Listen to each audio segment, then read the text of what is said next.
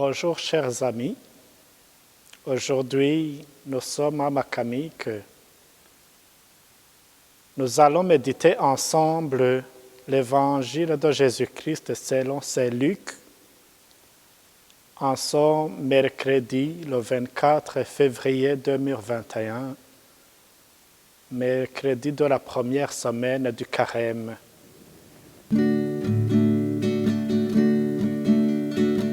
Honneur et gloire à toi, Seigneur, Jésus, source d'amour, toi le chemin de vie, le roi de la paix, Jésus, Jésus, Jésus.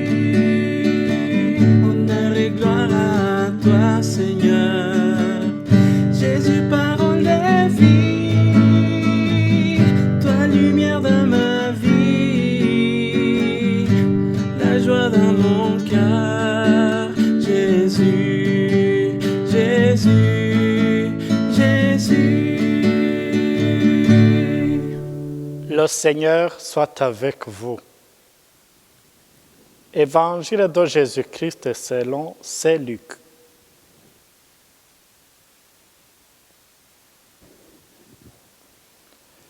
En ce temps-là, comme la foule s'amassait, Jésus se mit à dire : « Cette génération est une génération mauvaise, elle cherche un signe, mais en fait de signe, il ne lui sera donné que le signe de Jonas. Car Jonas a été un signe pour les habitants de Ninive. Il en sera de même avec le Fils de l'homme pour cette génération. Lors du jugement, la reine de Saba se dressera en même temps que les hommes de cette génération et elle les condamnera. En effet, elle est venue de l'extrémité de la terre pour écouter la sagesse de Salomon. Et il y a ici bien plus que Salomon. Lors du jugement, les habitants de Ninive se leveront en même temps que cette génération et ils la condamneront. En effet, ils se sont convertis en réponse à la proclamation faite par Jonas et il y a ici bien plus que Jonas. Acclamons cette parole de Dieu. Louange à toi, Seigneur Jésus. Honneur et gloire à toi, Seigneur, Jésus, parole de vie, toi lumière dans ma vie, la joie dans mon cœur, Jésus, Jésus, Jésus. Mes chers amis, toutes les fois que Jésus agit, c'est par son amour pour l'humanité.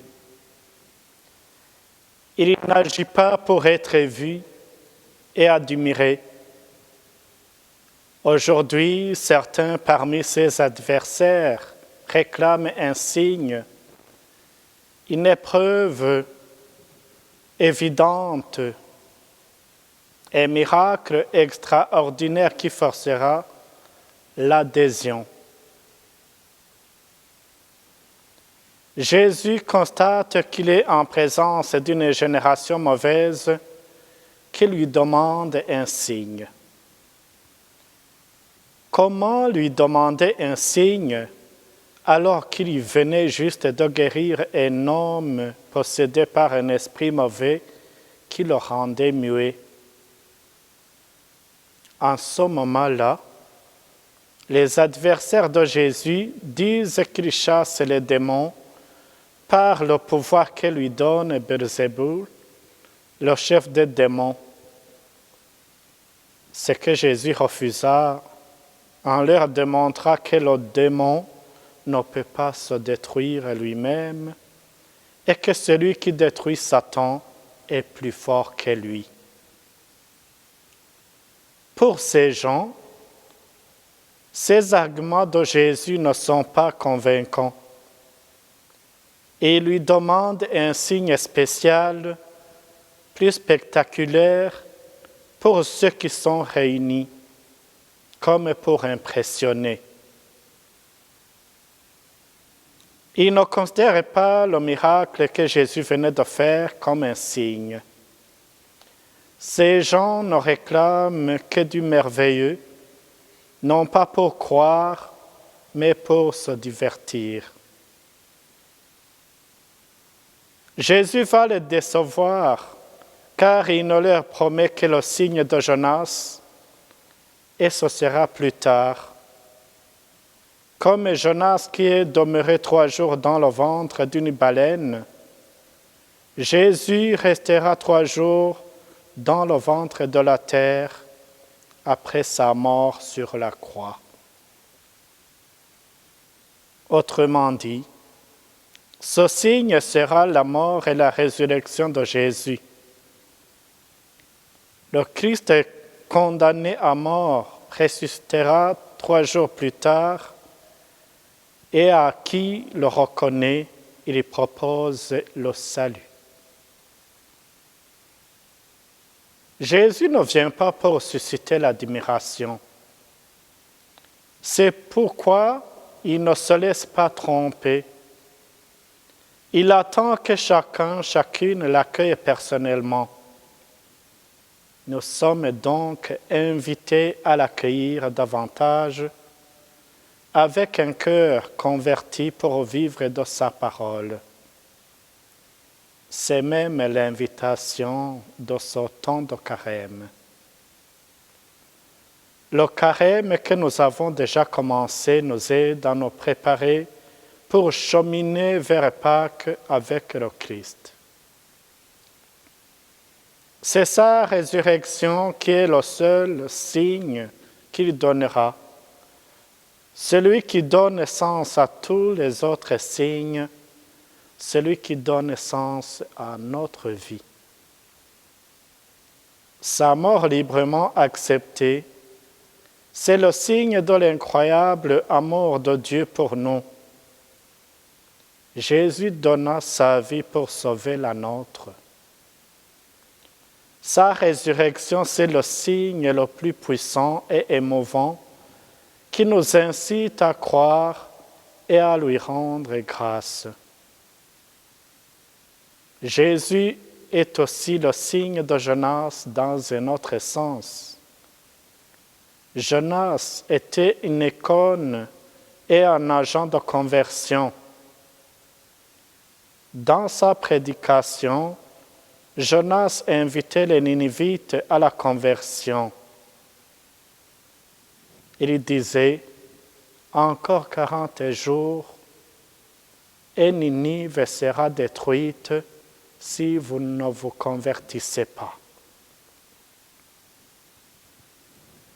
Jésus aussi, il nous invite à cette conversion pour vivre tout au long de notre vie avec lui. Pendant ce carême, on nous invite encore à pratiquer la prière, le jeûne et l'aumône et le partage. C'est ce que les gens de Ninive ont fait et Dieu leur a pardonné. Le carême nous invite à quitter nos habitudes mauvaises. C'est un temps de renouvellement.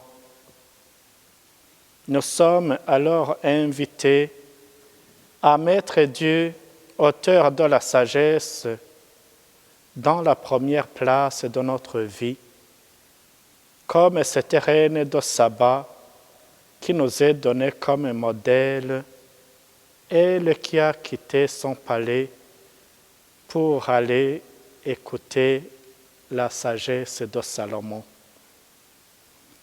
Répondons à cette invitation avec un cœur repenti comme les Ninivites. Reconnaissons la présence de Dieu dans nos vies et demandons-lui un cœur qui a toujours soif de le rencontrer, de l'écouter et de vivre avec lui. Amen.